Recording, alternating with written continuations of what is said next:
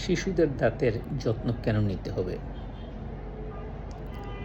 আমাদের অনেকের ধারণা শিশুদের যে দাঁত আছে সে দাঁতগুলি কিছুদিন পর পড়ে যাবে, এই দাঁতগুলির যত্ন নেওয়ার খুব বেশি দরকার নেই। এই ধারণাটা আসলে ভুল।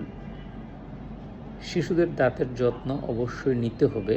প্রথম, শিশুদের দাঁত খাওয়া দাওয়ার জন্য কাজে লাগে, কথা বলার জন্য কাজে লাগে, তাদের ব্যক্তিত্ব প্রকাশের মাধ্যম হিসেবে কাজে লাগে এবং তার দুধে দাঁত পড়ে গিয়ে নতুন যে দাঁত উঠবে সে দাঁতের গাইডলাইন হিসেবে দুধে দাঁত কাজ করে। অতএব শিশু বয়সের দাঁত পড়ে গেলে অসুবিধা নেই বা গর্ত হয়েছে, ব্যথা করছে, ফেলে দেওয়া যাবে, এই ধারণাটা ঠিক নয়।